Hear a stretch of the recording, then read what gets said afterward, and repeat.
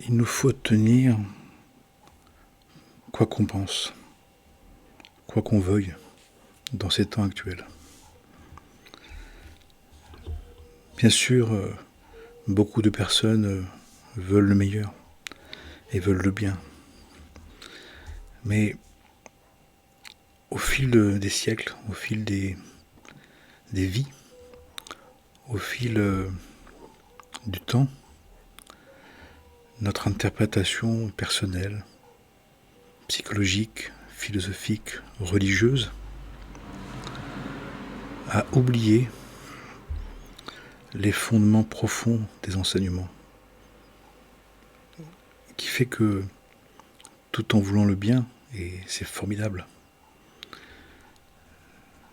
nous avons oublié de vérifier que ce que nous voulions était aligné, vraiment aligné sur les principes divins. Ce qui fait que nous sommes victimes de nos interprétations qui sont un mix entre un vouloir personnel et une volonté divine.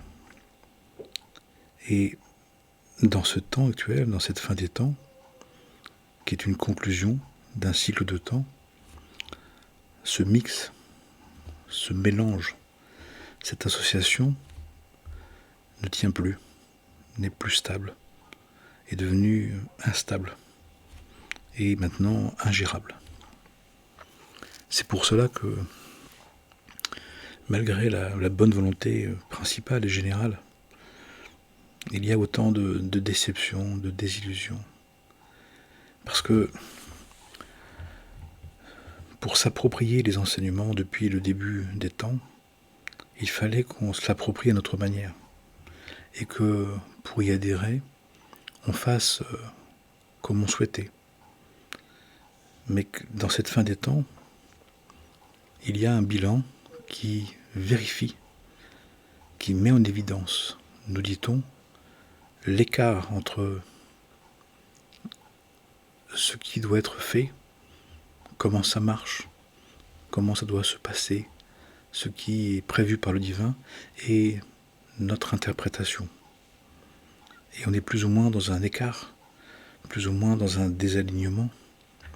Et plus on est désaligné, plus on interprète et moins ça marche, plus on s'énerve, on s'agace, on se culpabilise, on dévalorise, on injoncte, on oblige, on haït, on s'énerve, on rebelle. Expression justement que il nous faut maintenant, par un travail volontaire, conscient, actif, très actif, quotidien, nous recaler sur les enseignements profonds, les enseignements originels, qui fait que nous pourrons tenir dans ce désordre général, qui, dans les enseignements, va continuer, va s'intensifier, va se généraliser, avec le risque permanent, individuellement et collectivement, d'un énervement, d'une saturation qui peut amener à des implosions et des explosions. On voit bien que les personnes qui espéraient comme elles le voulaient, comme elles l'avaient envisagé, peuvent imploser et ou exploser. Ça ne changera pas les choses, bien sûr, et on peut le comprendre. Mais la sagesse nous demande, la sagesse appliquée, volontaire, consciente, nous demande de comprendre et de tenir compte que la complexité dans laquelle nous sommes, le réalignement selon les lois divines, selon le projet divin, qui porte une intention divine, est impératif. Ce temps-là est venu, qui fait que les a priori, les approches, les approches qu'on a de ce qui doit se passer, comment ça doit se passer, ne peut pas tenir. La sagesse, c'est donc de le savoir. Et la sagesse, c'est aussi de ne pas trop insister, pour ne pas être trop déçu, pour ne pas être trop bousculé face aux événements. Il se passe ce qui doit se passer. Il se passe ce qui doit se passer pour que soient révélés les désordres, les décalages, le mélange entre les vouloirs personnels, les savoirs personnels, les pouvoirs personnels et la volonté divine, la force divine, l'intention divine. Et toutes les formes de philosophie, de religion, de psychospiritualité ont justement, au fil du temps, n'ayant pas été renouvelées par une transmission directe, par une transmission, comme on dit, bouche à bouche, paix à paix, souffle à souffle, eh bien, ont épuisé leur compréhension des événements. Et auparavant, on pouvait vraiment différencier les choses, le profane, le sacré, le bien, le mal. Mais là, il y a un mélange, il y a une association, il y a un voilement, il y a un désordre qui fait que si nous continuons, et tant que nous continuons à vouloir le bien comme on veut, à savoir comme on le veut, à pouvoir comme on le désire, on ne peut pas tenir. Et je vois des personnes qui, de plein de manières différentes, de manière très dure, très rude, sont éprouvées, sont blessés, sont détruits. Parce que finalement, il y a une espèce de résistance, à un vouloir, une résistance à une acceptation telle que c'est, à une acceptation comme cela est, à une acceptation que ce qui se passe, qui paraît incompréhensible, insupportable, inadmissible, a sa raison d'être, que seul Dieu sait, que seul un travail en Dieu peut comprendre pour mieux l'accepter. Ce qui fait que notre évaluation des choses, si elle est trop connotée d'idées personnelles, de compréhension personnelle, philosophique, psychologique, religieuse, psychospirituelle, peut vraiment nous emporter dans un grand mal-être, dans une grande désillusion, parce que, en quelque sorte, on voulait comme on voulait.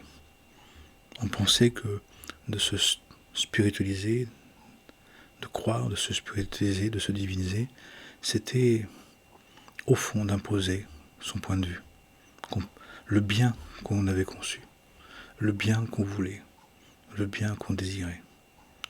On a oublié que de développer une vie spirituelle, de foi, de croyance, de religion, de psychospirituel, de spirituel, c'est d'apprendre à se conformer aux lois divines, aux principes divins. C'est donc de se souvenir qu'il y a des lois, qu'il y a des principes qui sont inscrits dans les textes, mais qui sont aussi inscrits comme dans un sens littéral qui paraît fermé, qui paraît mystérieux, qui paraît bizarre, qui parfois paraît étrange.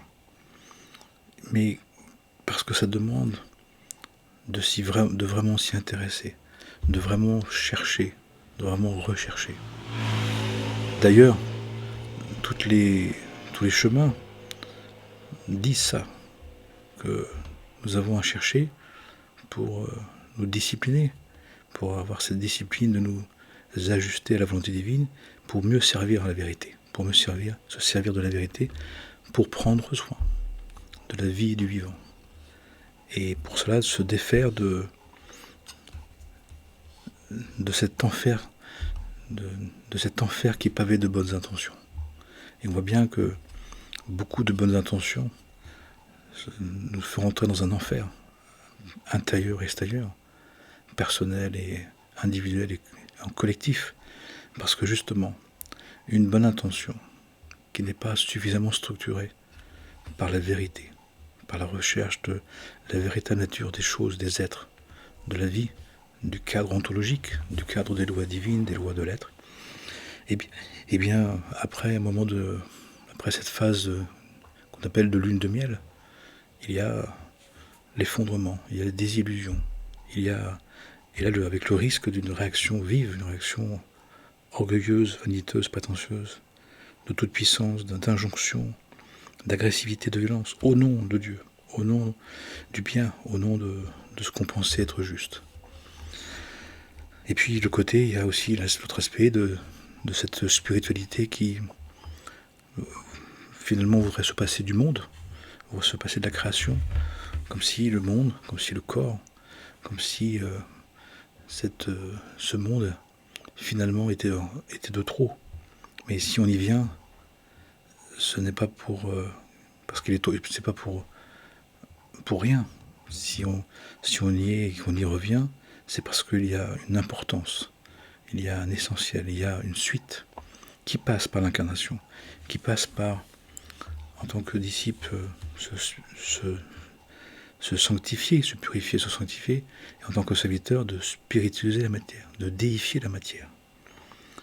Qui fait qu'à la fin, le corps de chair vient du corps de gloire, que l'âme divine ressort à la fin de cette création en ayant une corporéité spirituelle, divine, qui nous permet d'aller dans la suite des temps, dans la suite des mondes, de continuer le chemin. Je dis ça parce que la bonne intention de cœur, qui n'est pas suffisamment structurée par l'enseignement, par l'étude, par la connaissance, par la prière, par l'accompagnement, par le renouvellement des principes originels, à un moment donné, amène les personnes à de grandes désillusions, de grandes déceptions, qui amènent des pertes matérielles, des pertes financières, des pertes sociales, des pertes physiques, des pertes relationnelles. Parce que l'une des caractéristiques de ce temps de passage, c'est que le divin nous demande de nous replacer, de nous réaligner, de nous repositionner pleinement, vraiment, dans les enseignements principiels, originels, véritables. Et plus dans des interprétations où il y avait ce mélange entre la volonté divine et le vouloir personnel, qui touche à sa fin, qui avait sa raison d'être pour s'approprier le chemin, mais qui n'est plus suffisant, qui se retourne contre nous. Ce qui fait que nous avons à prendre conscience de cette situation, et pas au moment où trop contrarié, trop blessé, trop culpabilisé, trop dévalorisé, trop agressif, trop haineux, trop agressé, on s'emporte, on se désole. Il n'y a pas besoin de ça. Simplement de comprendre que nous sommes dans un temps différent, et que dans ce temps différent, nous devons revenir vers un renouvellement de la connaissance, un renouvellement de la conscience, un renouvellement de la véritable nature des êtres, de ce que nous avons à faire, de ce qui doit se faire, qui doit s'accomplir. Qui fait que nous pourrons mieux vivre ce qui se passe, dans une conscience que la volonté divine est la seule, que tout ce qui nous déçoit, nous désillusionne, nous fait sortir des illusions. Et tout est fait pour nous sortir des illusions d'un fonctionnement, d'une interprétation personnelle qui touche sa limite, qui n'est plus possible, qui n'est plus utile, qui n'est plus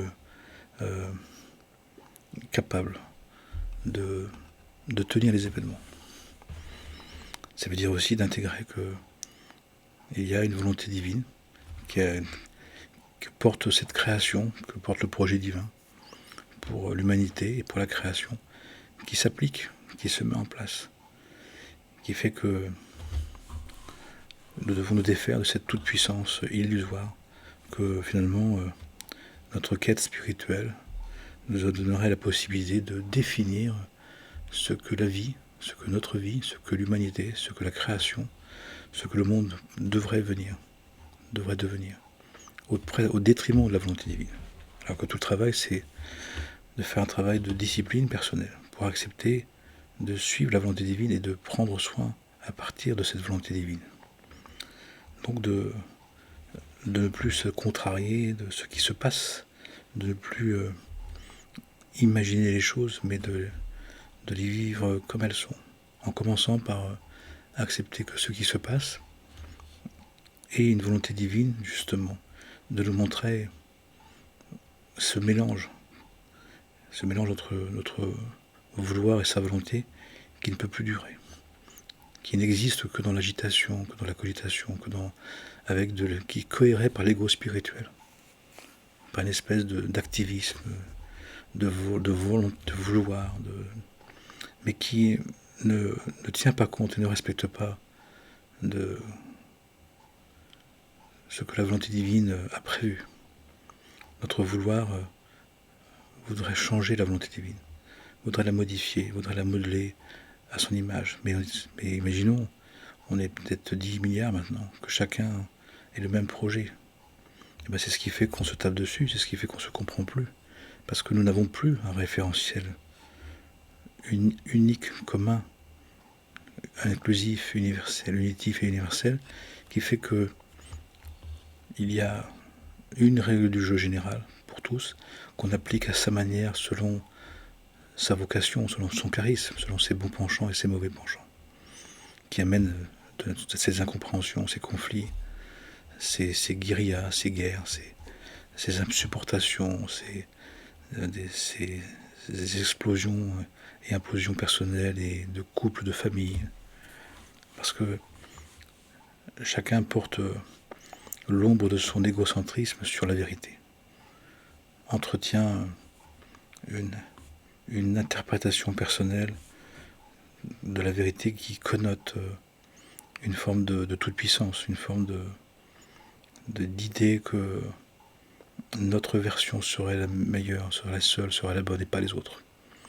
Mais à vrai dire, nous avons comprendre qu'il y a une seule version, que chacun doit s'approprier et exprimer à sa manière. Il y a une seule règle du jeu. Il y a des règles du jeu ontologique. Je ne suis pas venu abolir, mais accomplir les lois. Je ne change pas un iota des lois. Le monde passera, mais les lois ne passeront pas. Et tous les prophètes, de différentes manières, différentes époques, dans différentes religions, ont toujours dit la même chose.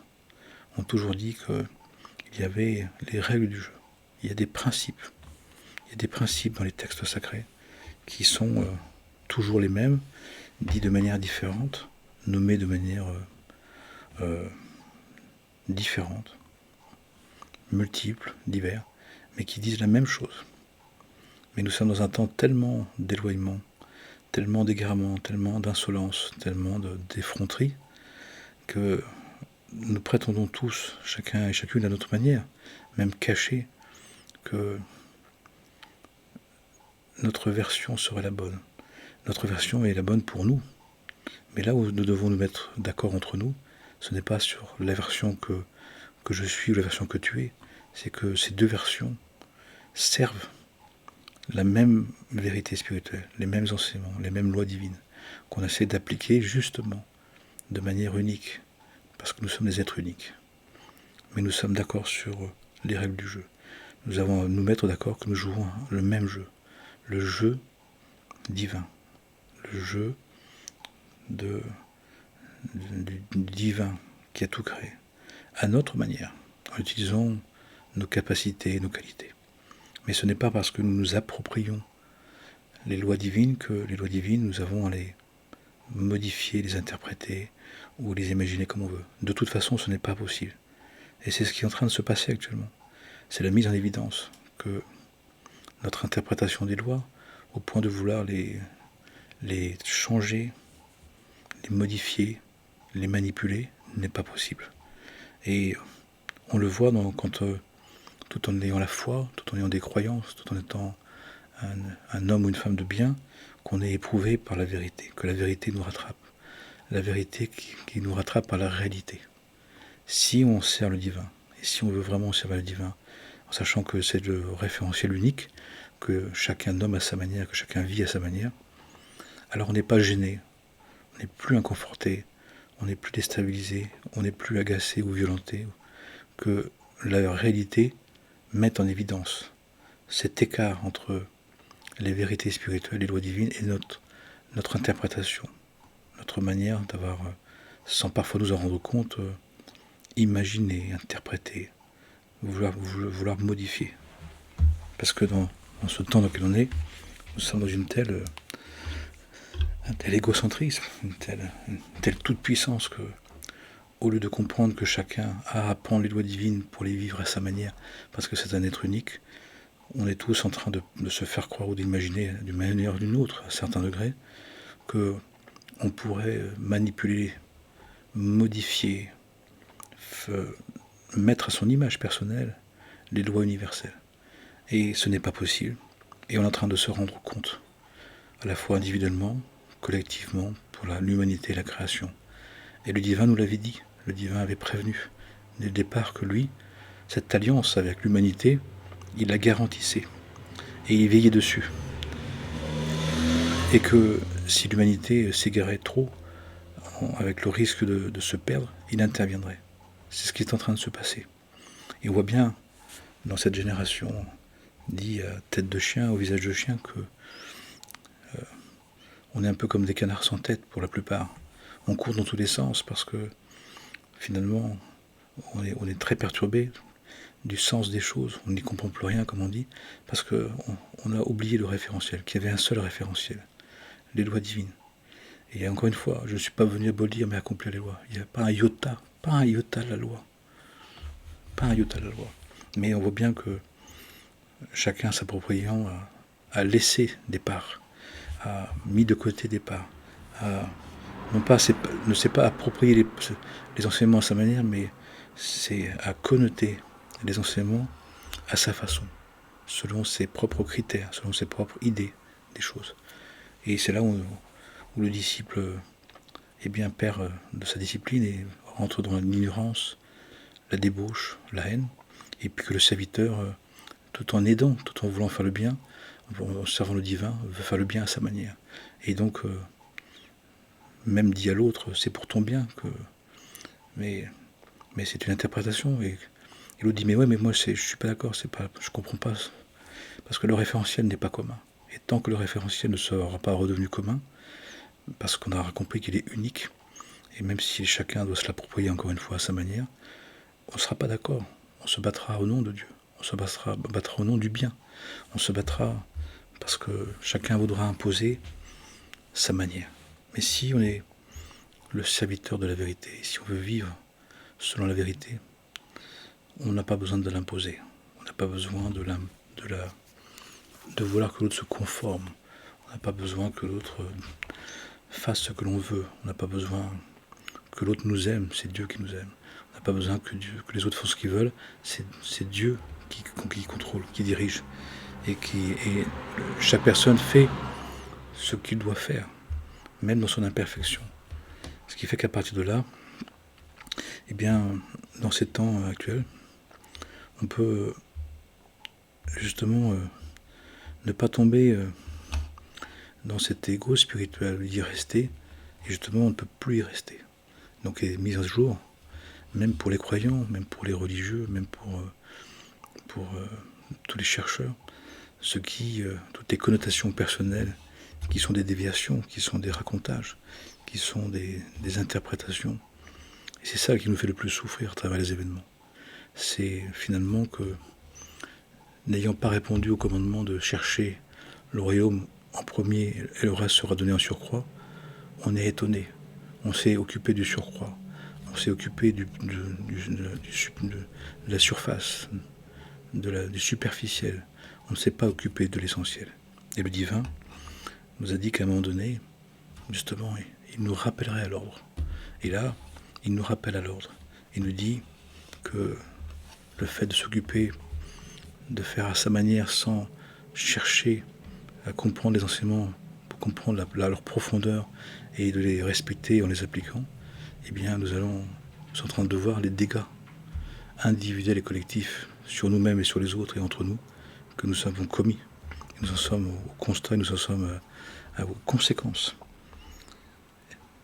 Donc espérons que à partir de maintenant et de plus en plus, et c'est le cas on va dire, que de plus en plus de personnes sont en train justement de se poser des questions, sont en train de vraiment chercher à développer une autre manière de concevoir les choses, une autre manière de vivre les choses, une autre manière d'accepter vraiment.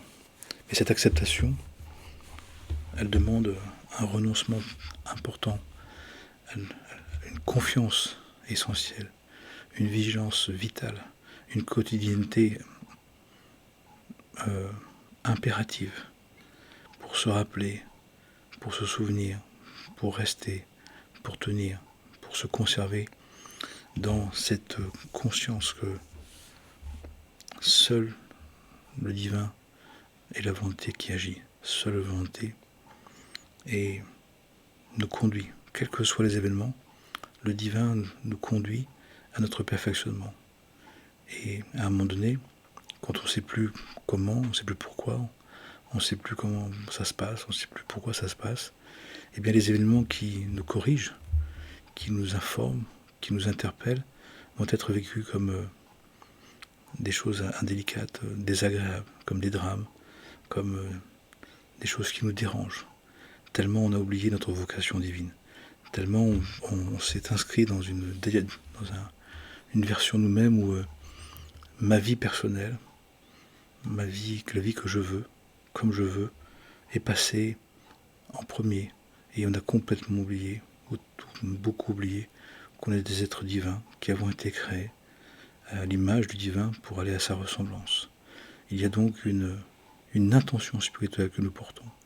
Et cette intention est en train de nous être rappelée.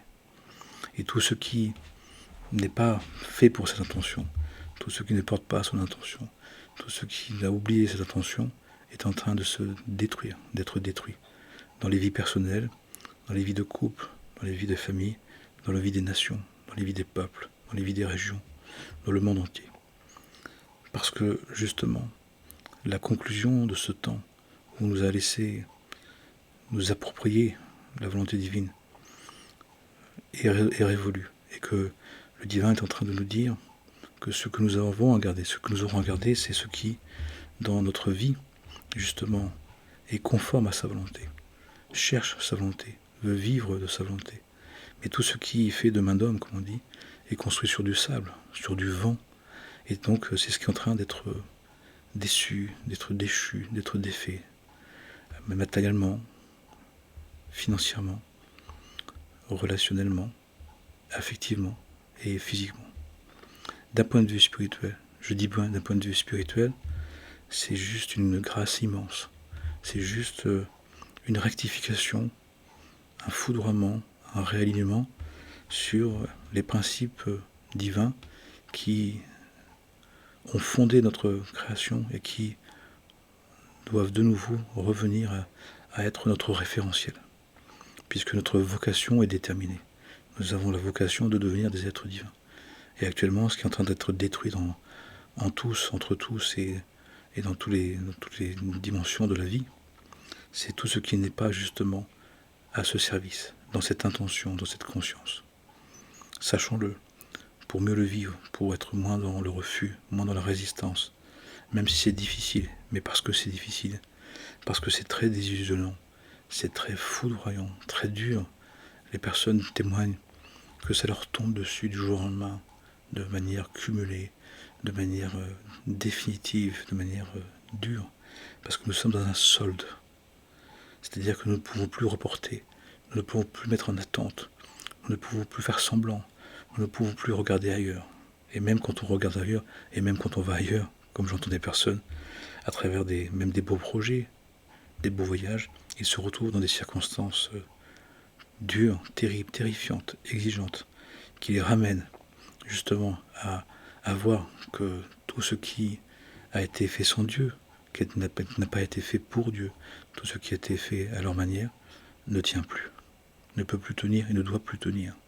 Pour qu'on retrouve la conscience que nous sommes un être divin, qui avons le rôle d'exprimer à notre manière, de vivre à notre manière, en tant que disciples et serviteurs, la volonté divine, que la volonté divine, seulement la volonté divine, pour le bien de tous les êtres, sans exception.